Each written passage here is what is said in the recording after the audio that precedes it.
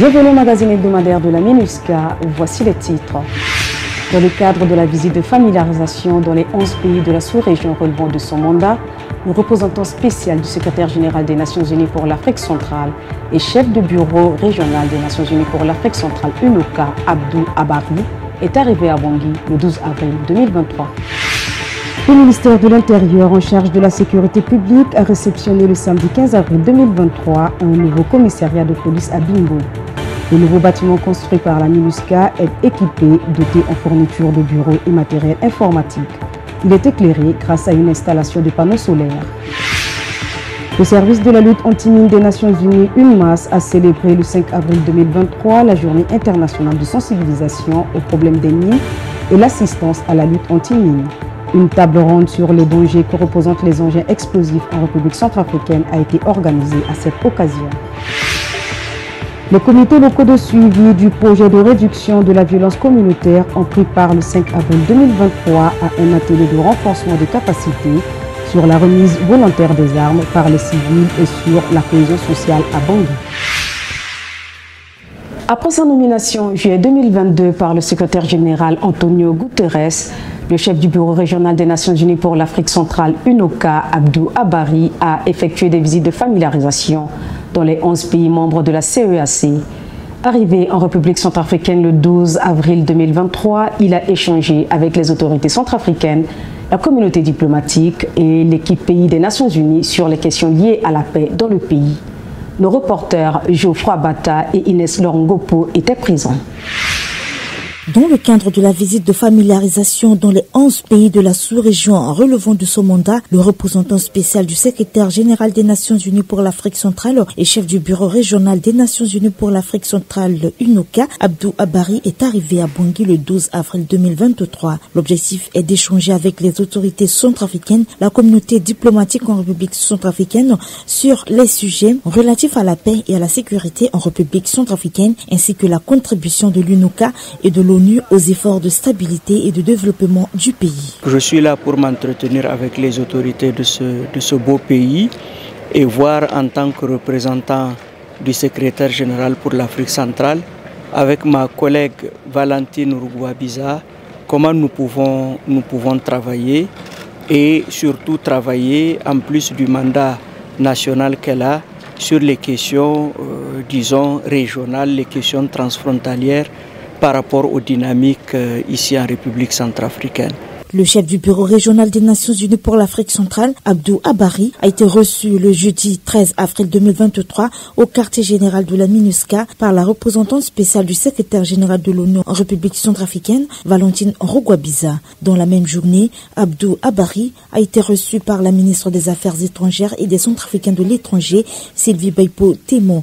Les dynamiques régionales étaient inscrites au centre de leurs échanges. Je lui ai fait part des dynamiques, des engagements de la République centrafricaine et du soutien dont nous avons besoin dans le cadre de la sous-région des Nations Unies et plus particulièrement de son bureau pour soutenir les efforts de la dynamique nationale mais qui est à étendre au niveau sous-régional dans les autres pays limitrophes notamment.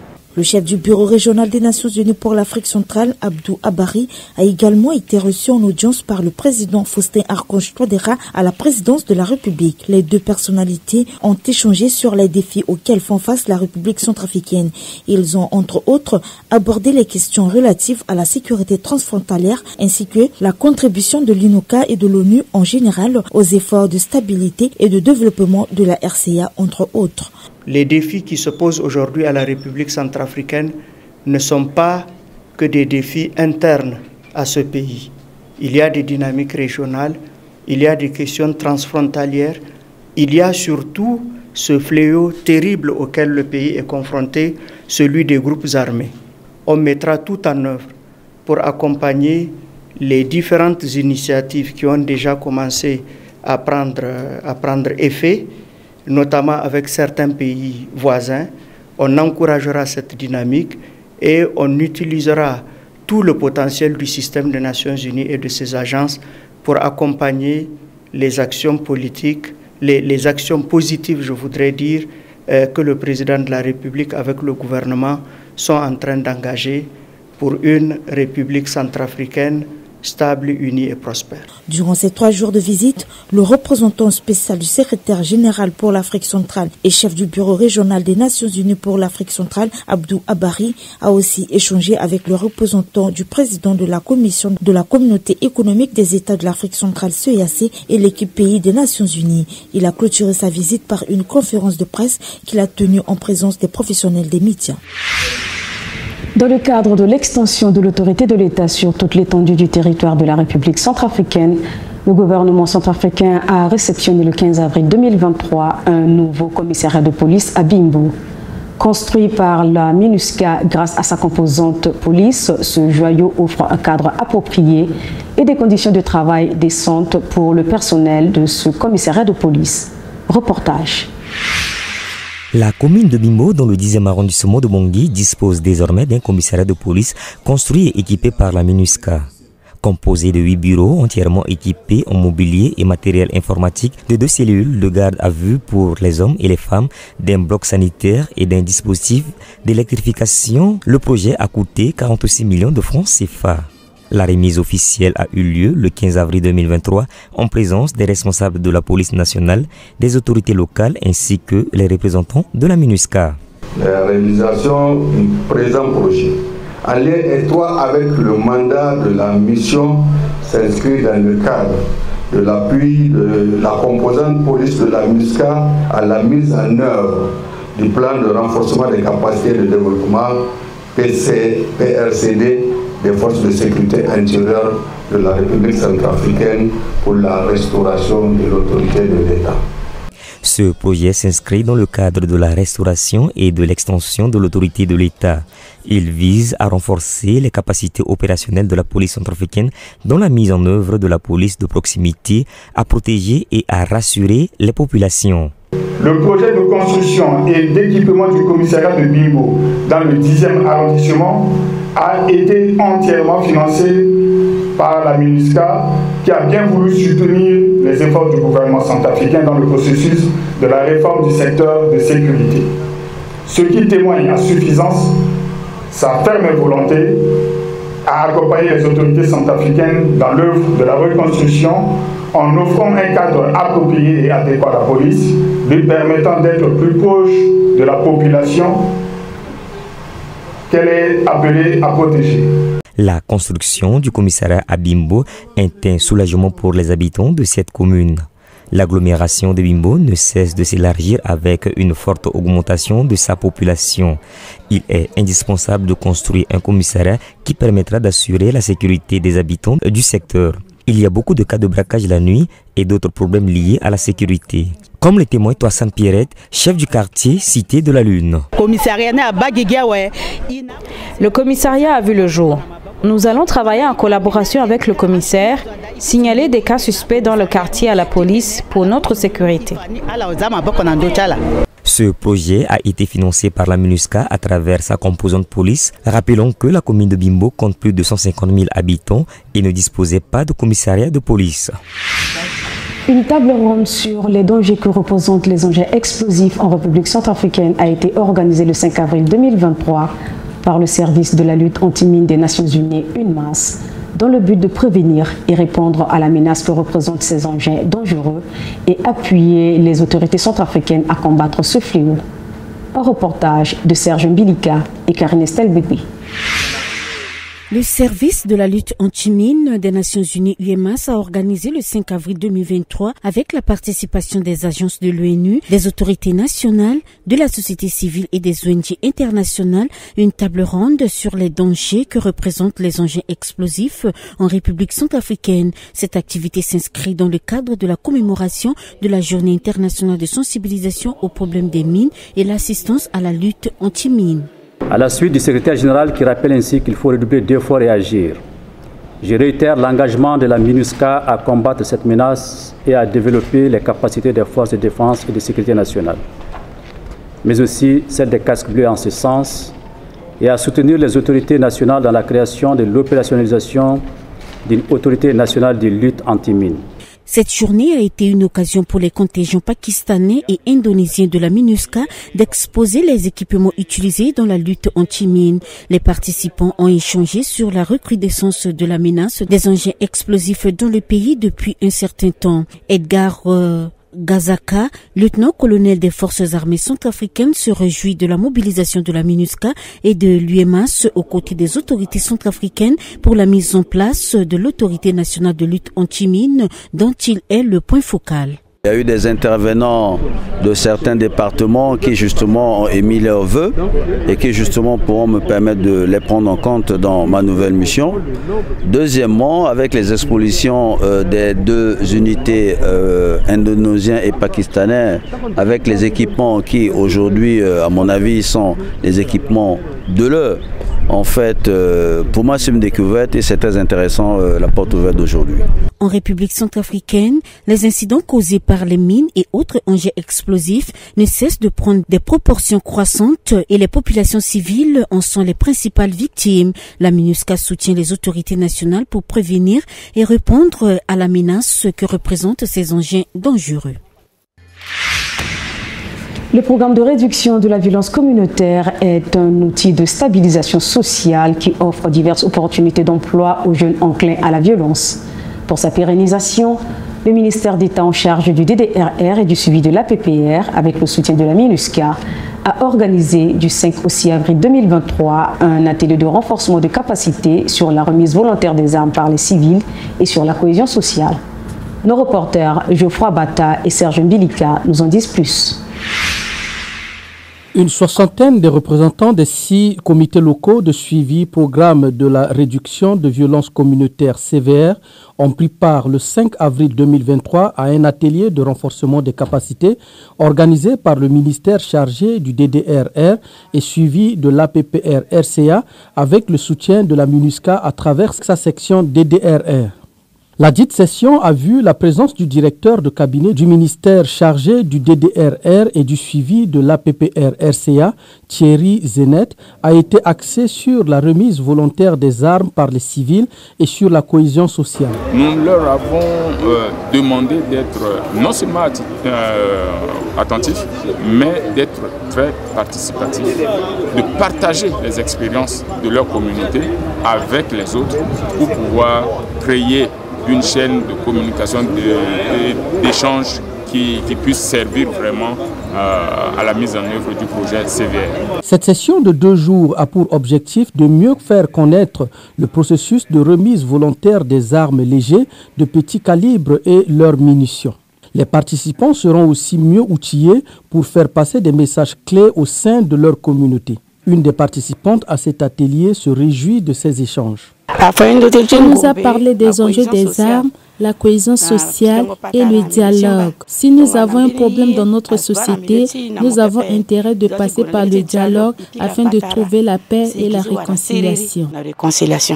Selon Prince Babdou, membre du comité local du suivi de Bégua, cette session va lui permettre de faire le relais auprès de ses pairs dans sa base. Nous sommes maintenant des conseillers pour aller conseiller les gens et motiver même la population dans notre quartier et dans les différentes sortes des arrondissements pour que les gens puissent aller déposer leurs armes.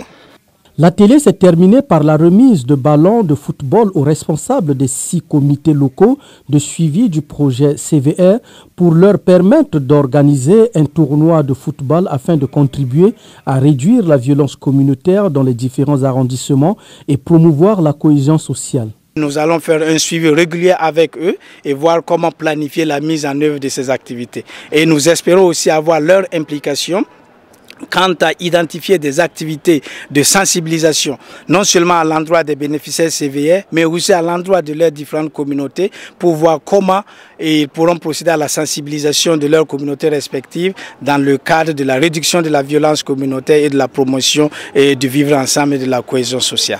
Le rôle de ces comités locaux est de procéder à la sélection des bénéficiaires des programmes CVR et de procéder au suivi des activités de formation de ces bénéficiaires qui entreprennent des activités professionnelles dans les différents centres de formation et de faire le suivi des activités génératrices de revenus AGR qui seront mises en œuvre par les bénéficiaires CVR. Nous suivrons dans la deuxième partie de cette édition l'intervention du représentant spécial du secrétaire général de l'ONU pour l'Afrique centrale et chef du bureau régional des Nations Unies pour l'Afrique centrale UNOCA, Abdou Abari, lors d'une conférence de presse qu'il a tenue à Bangui. Mais avant, nous marquons une très courte pause. A tout de suite.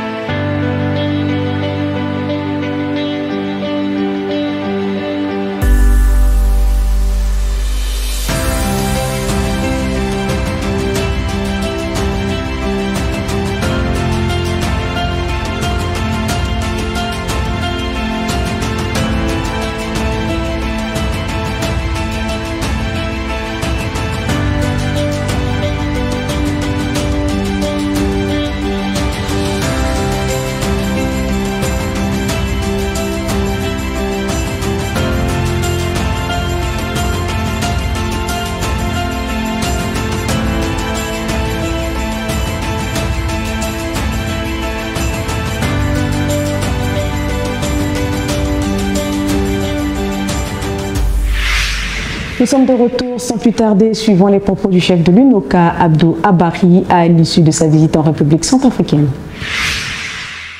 Chers consoeurs, chers confrères, bonjour. Merci d'avoir bien voulu répondre présent à cette conférence de presse spéciale. Aujourd'hui, nous avons l'honneur et le privilège de recevoir en République centrafricaine Monsieur Abdou Abari, le représentant spécial et chef du bureau régional des Nations Unies pour l'Afrique centrale, UNOCA, et sa délégation. Nous allons, dans un premier temps, prendre une série de 3 questions. Oui, le citoyen, après le démocrate et RJDH. Et puis on reviendra. Le citoyen. Merci beaucoup. Je suis Odilon Koulaka du journal Le Citoyen. Vous avez visité les autorités. Quel constat faites-vous par rapport à votre visite avec les autorités du pays? Quel constat faites-vous pendant votre visite à Bangui? Oui, le démocrate. Monsieur le représentant spécial, en parlant de dynamique transfrontalière, ça sous-entend aussi le processus de paix en Centrafrique, notamment l'accord politique pour la paix et la réconciliation qui a été signé en 2019. Et comme vous le savez, cet accord est quelque peu grippé ces derniers temps. Et vous, en tant que représentant spécial pour l'Afrique centrale, qu'est-ce que vous avez eu à dire aux autorités quant à ce qui concerne la contribution des États frontaliers pour relancer ce processus?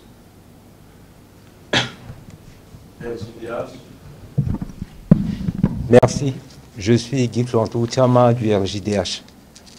Ma question est axée sur la sécurité, tout en sachant que c'est la priorité aujourd'hui chez les Centrafricains. Vous, en tant que le responsable de l'Afrique centrale, avez-vous néanmoins abordé la question sécuritaire avec les autorités?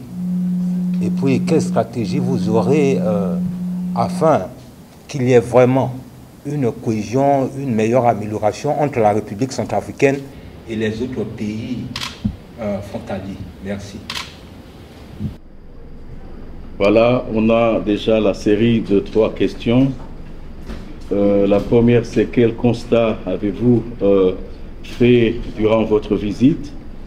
La deuxième, l'accord de paix qui est grippé, qu'avez-vous dit et quelle contribution des pays frontaliers? Et la troisième, c'est une question en rapport avec la sécurité. Quelle stratégie? Merci beaucoup, merci chers journalistes pour ces questions tout à fait pertinentes. La première question a trait au constat que je fais. Le constat que je fais après 48 heures de visite ici, c'est le constat de trouver des autorités qui sont soucieuses de rétablir la sécurité, la paix et de répondre aux besoins fondamentaux des populations. Le président de la République a été clair là-dessus, c'est de dire que j'ai toujours fait une politique de main tendue, je continue à faire cette politique de main tendue et à promouvoir le dialogue entre toutes les filles et tous les fils de la République centrafricaine. Je pense que c'est quelque chose qui est très important et qui mérite d'être dit. Le président a également dit que l'une des priorités que nous avons, c'est la lutte contre les groupes armés.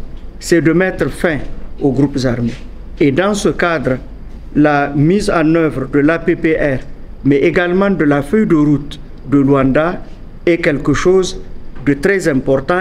Dans la réunion que j'ai eue avec les membres du corps diplomatique ici, deux des pays facilitateurs des pays voisins, à savoir le Cameroun et puis le Congo, ont effectivement évoqué cette question en disant qu'ils sont engagés à travailler à la mise en œuvre complète de l'APPR et de la feuille de route de Luanda, de façon à ce que tout ce qui est contenu dans ces importants instruments puisse être mis en œuvre de façon à ce que la paix puisse être réinstaurée ici en République centrafricaine. L'autre dimension des discussions que j'ai eues concerne effectivement les relations transfrontalières. La ministre des Affaires étrangères m'a indiqué que un certain nombre de projets de réunion de commissions mixtes, encore que ce n'est pas le mot qu'elle préférait, c'est peut-être des comités bilatéraux de coopération, vont se tenir avec un certain nombre de pays. Avec le Cameroun, ça a été planifié, mais compte tenu d'impératifs d'agenda, la réunion n'a pas eu lieu. Mais avec le Congo, la réunion a eu lieu. Avec le Tchad, la réunion a eu lieu et des réunions sont prévues.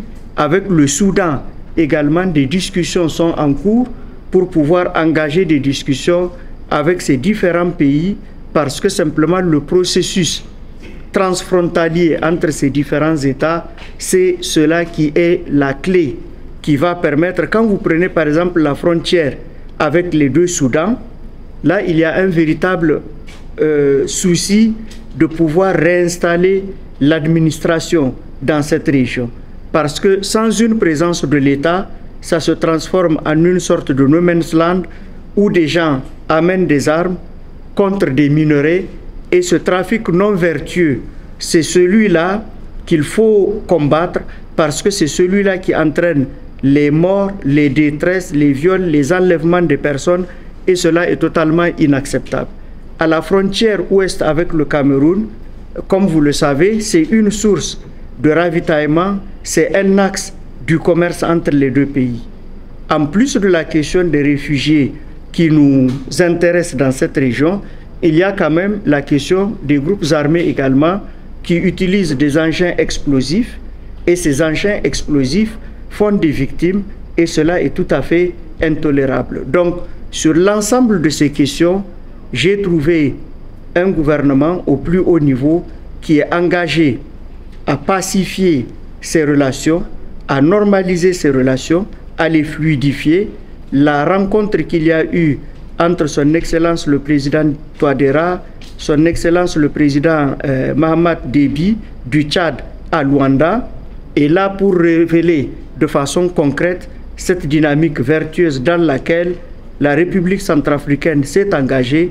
Et nous, en tant que système des Nations Unies, mon bureau, comme celui de la MINUSCA, nous nous attelons à travailler en toute confiance, en toute coordination, en bonne intelligence, pour aider les autorités de la République centrafricaine à faire face à tous ces défis que vous avez soulevés.